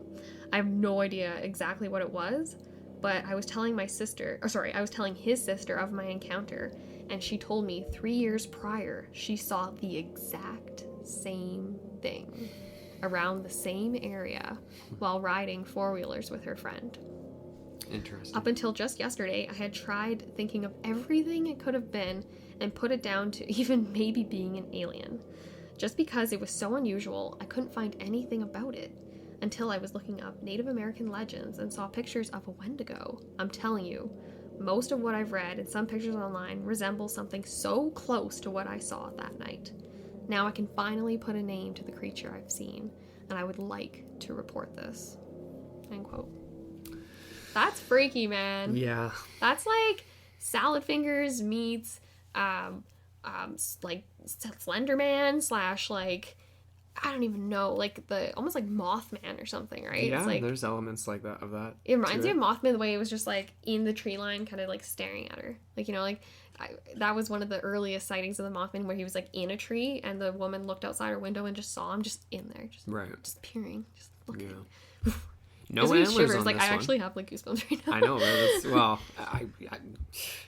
I can just picture that. You're walking down the road and you don't want to look back. Okay, and the fact that it was like, well, maybe she's exaggerating the actual time, like the length of time that she was on the road, because like when you're terrified, everything seems longer, right? It's like slow motion almost. But I wonder if it actually was like she was out there for like 10 minutes or what. But even like turning to see it only 50 feet away is not that far away. No, it's not. And I was kind of like, so she's out there, she's yelling at it, she's not looking at it, which is that's weird, right? But she just had that intuition that she shouldn't look at it. That to me is very interesting. Yeah. If she had, I wonder what would have happened. Frozen. But she obviously did look at it because she got so much detail, right? Like the mouth, the fangs, But just not eye contact. True, yeah. Yeah. Yeah. So that's kind of bringing us into our theories section here. We're sort of winding down to the end, and those are, you know, we've given a few different stories of the Wendigo. We've talked about what it is. how it differs from... There's so much going on here. Yeah. Like, is this a creature? Is it a spirit? Is it both of these things? Like, even that loose connection, like, you've made to the skinwalker as a very similar figure. Yeah, because obviously with the skinwalker, the origins of that are very similar in the sense that one becomes a skinwalker by committing an atrocity, or one can become a skinwalker by similar, like a curse, like a shaman can make someone, turn someone into a skinwalker. So before we get into all of that, we actually have a quick little promo break from our friend Ryan over at Somewhere in the Sky. Yes, we do. So take a quick listen to this guy. When I was 12 years old, I saw something in the sky that I couldn't explain, and I've been searching for answers ever since. And now, I want you to join me on that search. I'm Ryan Sprague, the host of the Somewhere in the Skies podcast. You'll hear from researchers, experiencers, and individuals in all walks of life as we sit down and talk all about UFOs, the paranormal, and just plain weird. From the Antica Podcast Network, it's the Somewhere in the Skies podcast. Available now on iTunes, Stitcher, Google Play, iHeartRadio, and at somewhereintheskies.com. Remember, keep your feet on the ground, but never stop searching somewhere in the skies. Okay. So yeah, make sure you guys go check out Somewhere in the Skies. It's an awesome show. It's really And it's good. a great book, too, that he wrote. It's Oh, really yeah. awesome. Yeah, definitely pick that one up. Yeah. So, like we were saying, so yeah, we're migrating into theories here, and I was kind of making the comparison to the Skinwalker, and yeah, just very similar in the, when we're talking about a human becoming a Wendigo, or becoming a Skinwalker. That's sort of one version of this that we've talked about. Mm-hmm. I mean, just as scary, in my opinion, in the sense that someone can become that rather than it just being a monster in the woods that can consume you. And the parallel continues, right, with the transformation process. So it's like you commit the mortal sin of murdering someone, and then that's how you kind of become a skinwalker. In the other sense, the Wendigo, it's like you murder and consume the flesh of someone, and that kind of in turn makes you into a Wendigo. Not to say that you need to have a cannibalistic act. You can still be considered a Wendigo without that, and you're just transforming, and you have all those temptations and all the urges. But that is very interesting, right? Like the idea that you're dipping into sin, so to speak. Yeah. You're going into the realm of taboo. Right. The other reason why I wanted to mention skinwalkers, and just because of the Skinwalker Ranch story specifically, just because of the physical evidence that was collected and witnessed at that site. And we don't have as much of that with Wendigo stories. No. Right? We have the stories themselves, but we don't have, like, the chunk of flesh, or like, a blown off piece of antler from a terrified hunter that shot at one of these things, right? True. But at Skinwalker Ranch, we do have these things. Like researchers, UCLA researchers, once Bigelow came around and caught or tried to catch stuff on video, didn't work out, but those people were there and experienced those things. Equipment left at the top of a tree, like things moved, like stuff moved, the trickery and things like that, things physically moved around. Because the Wendigo isn't as much of a, one location type thing, we don't get that. Exactly. I was going to say, that's kind of a discrepancy, like the hotspot location. Right. Even though there was, like you alluded to, that one Minnesota community that experienced that over a period of time, so that could be a hotspot. You could say that, but it's also like how massive is the woods around that community? Like, it's a small community. I think it's like 3,500 people or something like that. I looked up, but definitely the territory is huge. Yeah, wide ranging for sure. The other thing I pulled up that was a similar indigenous legend, just like skinwalkers, but isn't the same in the sense that people are turned into them, is this really creepy thing called the Ijurak.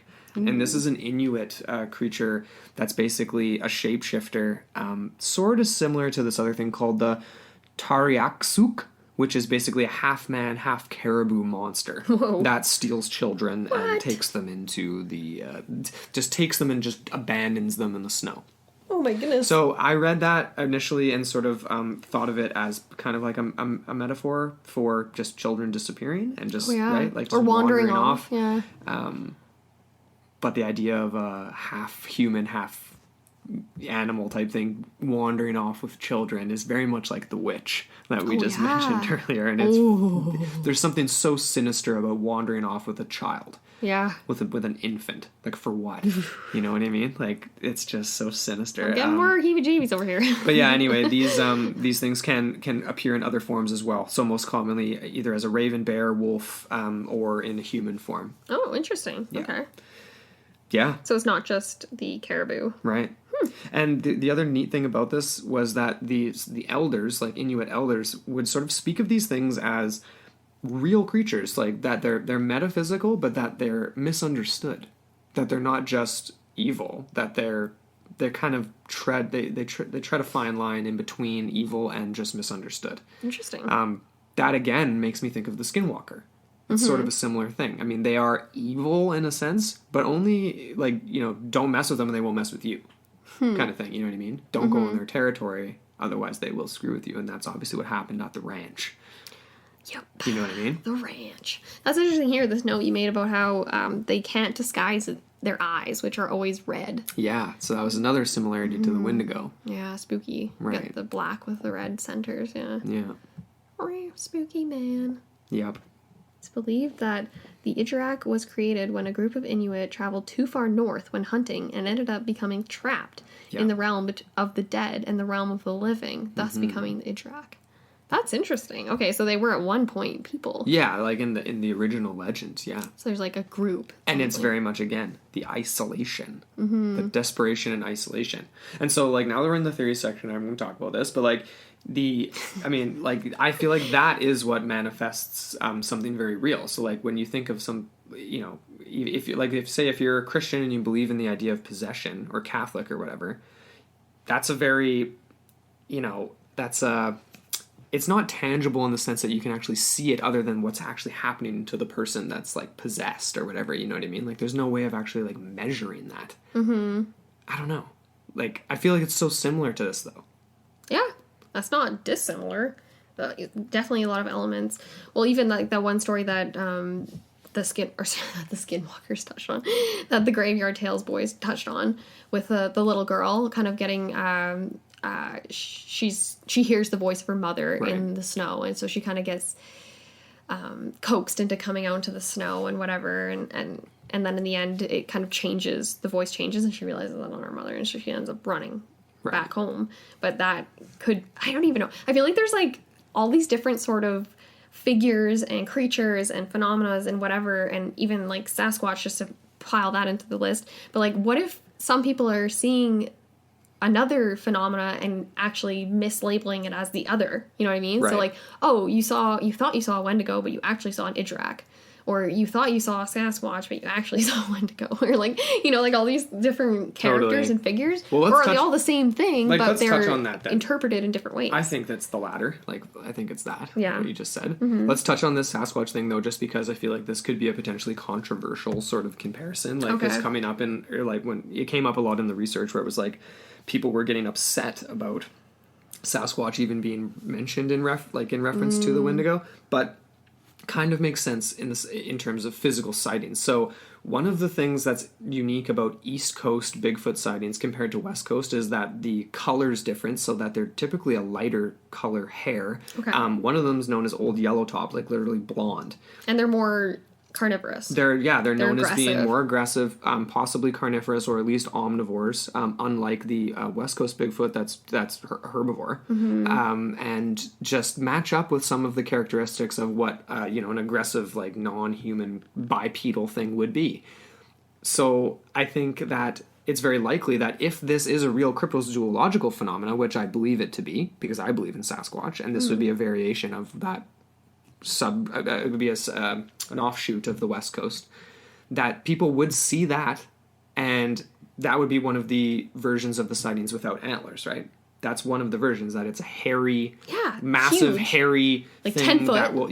10 foot plus, which is very much like Sasquatch. Although I think the East Coast ones are a little smaller than the West Coast sightings of Bigfoot and Sasquatches. But even so, they're still massive creatures, right? Yeah. So I think that there's a very real cryptozoological thing going on here, and that that it could be once Europeans got there and they would be seeing these things too. That this could be the banshee that people were seeing in the woods. Yeah. If it's more aggressive than the West Coast one, it's like throwing rocks at you. Get the heck out of here.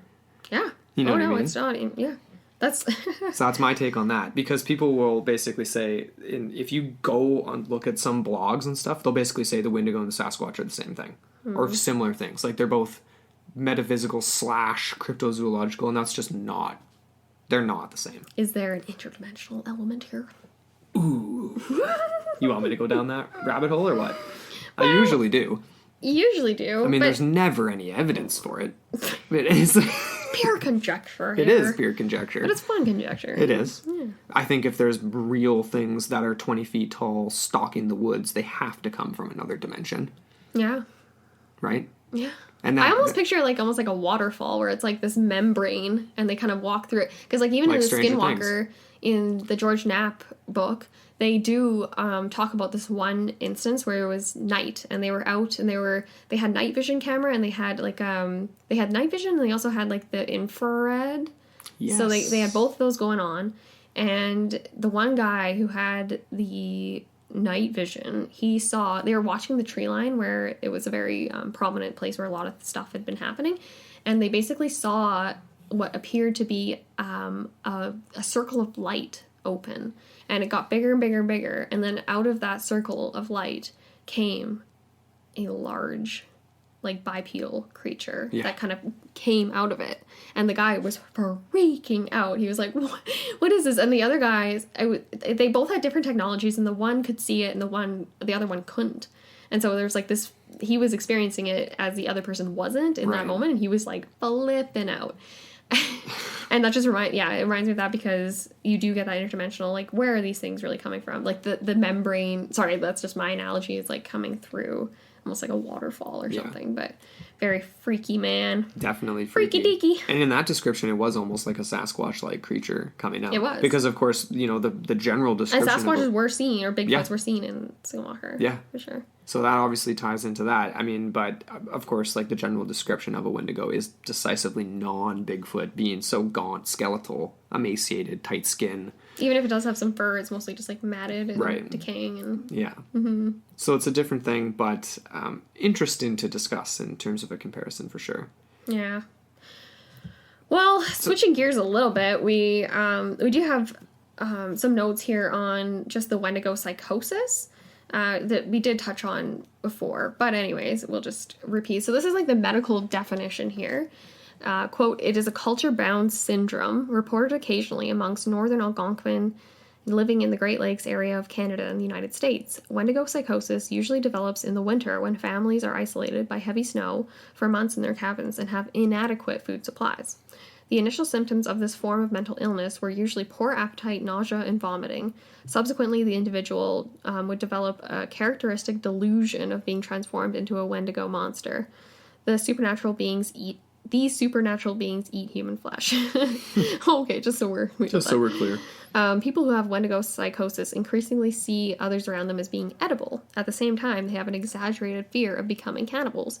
So they have the desire, but they also have the fear, and it's sort of like working in tandem. Right. And this guy, Thomas Hay from the University of Missouri, St. Louis, he said that the feature of Wendigo sickness, which is peculiar to the northern Algonquin speakers, is the unritualized, socially uncontrolled cannibalism among people of a society in which cannibalism is strongly tabooed and regarded with horror. Right. So basically they're just saying that these people, and oftentimes the people suffering from Wendigo psychosis have food around them that they can eat, but they just don't eat it. Yeah. Because they have this sort of strange... And you know what? And honestly, what's your take on this? Because I think that there's elements of this that definitely can be a thing. Like, people can go into a state where obviously they can act in these ways. It's funny, even, like, sometimes you get to a certain point of hunger. I've actually experienced this. Well, I'm not starving or anything like that, but you get to a point where your blood sugar drops to a certain level that food doesn't appeal to you. Right. And you are, literally, you could be starving, but you're you Not see it hungry. and you're like, no. Yeah. But how would you explain the fact that You're hungry the for human. person Yeah. in front of you looks a lot more appealing than the a burger different- on the plate? That's a different That's shift a whole there. different, but that to me, I'm not going to discount this as not existing. There has been a lot of debate amongst the academic community as to what would cause this type of psychosis or phenomena or syndrome or whatever you want to call it. But like I alluded to before, Robert Brightman, he goes through the history of all these different people and all their ideas about how this sort of plays out and the causes. So like we mentioned, the ecological factor. Yeah. Did this come about as a result of contact with Europeans? Was it existing before that? Which Brightman does argue that it was in existence before. Yeah. And he goes into a huge lengthy argument that I didn't really finish the article. No, I mean, we're not dense. intending to go like so far down the academic rabbit hole with this, No. but I mean, ultimately, I think that, I mean, there's obviously the other side of this too, where it's just a symbolic kind of folkloric cautionary thing, and that sort of amalgamated with European contact and other stories into exactly being that, else. right? Yeah. So it starts off as a preoccupation, and then with some people, it gets to a point where they actually see it as a potential reality. Right. And so in that point, it turns into an obsession, and then the obsession in turn sort of creates the psychosis within the mind of the individual. Mm-hmm. But for me, I'm not going to discount and say that there is no spiritual presence that's sort of directing the person towards this as well. No, I would agree with But that. it's all bound within your epistemology, your belief system, what you find to be legitimate authorities. So like the spiritual realm having authority and legitimacy versus medical science having that. You know what I mean? There's always that sort of tension between the two. Yeah, of course. But very interesting. We definitely wanted to touch on that. But even just more generally, like you mentioned, right? This whole cautionary, it's like an Aesop's fable or something. Right. Where the Wendigo it very much reveals much about the beliefs, the way of life, the social structures and traditions of people who tell these stories. The Wendigo legends, in a sense, like Smallman, he kind of argues that they serve as reminders of the importance of community and what happens when people are left outside the community. Yeah. And how, like, basically, the symbology of the Wendigo is an important figure in stories of family and community, especially in times of hardship, right? So Yeah, no, for sure. this was actually a quote from him. He says here, the Wendigo was a complex symbol which in traditional narratives is closely related to the idea of family. For this reason, Wendigo myths often focus on reproduction, women's behavior in public, gender relations, food preparation, and child raising. Women are at the core of these stories because they have the ability to transform family relationships, and at its deepest level, the Wendigo is about transformation.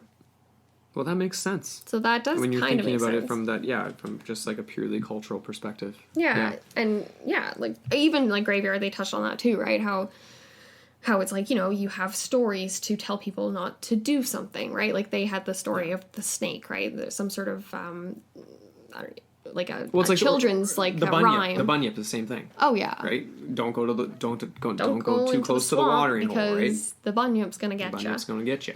Totally. Yeah, I definitely. I mean, that's a thing for sure. But the question I always come back to again, and this is how I'm finishing off my thoughts here with this, is how does it originate as a cautionary tale?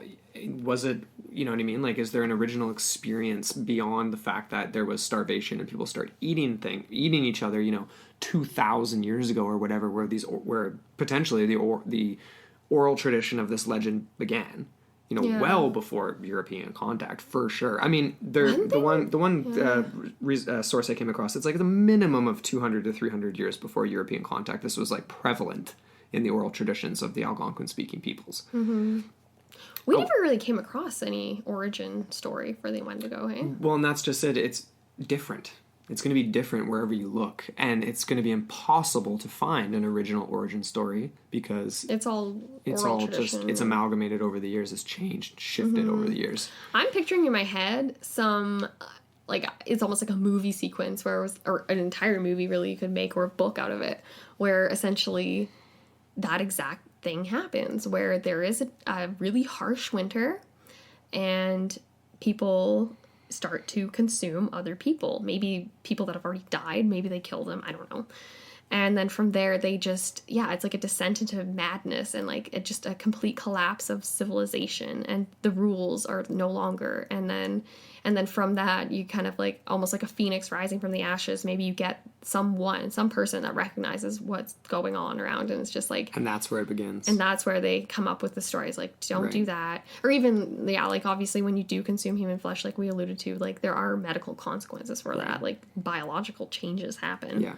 And I'm not, we should even do some more research into that. Well, it would be different now, obviously, than it would have been hundreds of years ago, too, obviously, but still very negative. Yeah. Probably better back then than like you do nowadays. Become a monstrosity in some sense, but maybe not to the extent, like the physical change. And I again, the point that I was going to make earlier, and I lost my train of thought, and this ties into like the Ijarak and that story of the Inuit legend and going too far north and being isolated and trapped. Just this idea that like those situations are the open door for evil. You know what I mean? It's where things are going so wrong and there's such terrible things are happening. That's when people are most vulnerable. Yeah. That's when anything that is not of this world would have an opportunity to get in. And that's, if you believe in anything like that at all, whether it be demonic possession from like a Catholic perspective or any other religion or anything like that, like that's definitely the time when that would happen. That's what I think about this. Like I'm agnostic, but that, things are out there. Things are out there, and I think that this was just their interpretation of some sort of demonic possession from the woods. Spooky. Yeah. Demonic cannibalistic possession. Yeah. That's me. That's my take. Well, that pretty much wraps her up there. Yes, it does. Well, we want to know your thoughts. Wendigo. What do you think on the Wendigo, guys? This one was kind of more dense than we expected it to be. Like, it sort of started off as being like, cool, like, it's a really interesting monster, but then it's like, you get into it and it's like, wait a second, this is just so much, like, indigenous history. Yeah. And pretty dense, but we hope you enjoyed it, and thanks again to Adam and Matt from Graveyard Tales. Yes, thank you. That was a big help for sure. Mm-hmm. So, thank you so much for joining us again after that week off. Mm-hmm. We had a great time, and we look forward to being back again next Sunday. Yeah, until then. Stay tuned.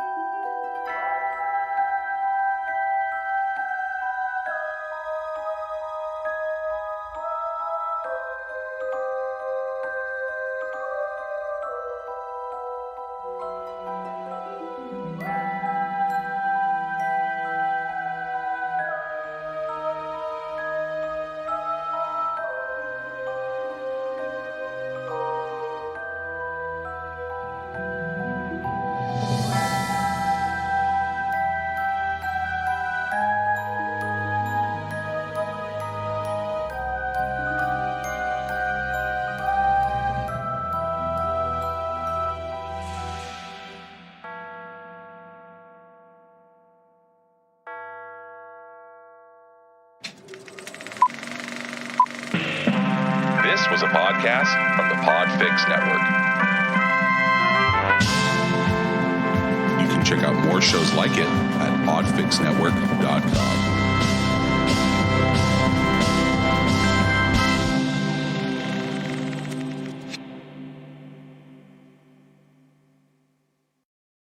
I earned a bachelor's in hospitality management. I managed a restaurant for a while and enjoyed helping others, but I wanted a different way to serve. Then I discovered the Felician Way and enrolled in Felician University's Accelerated Nursing Program.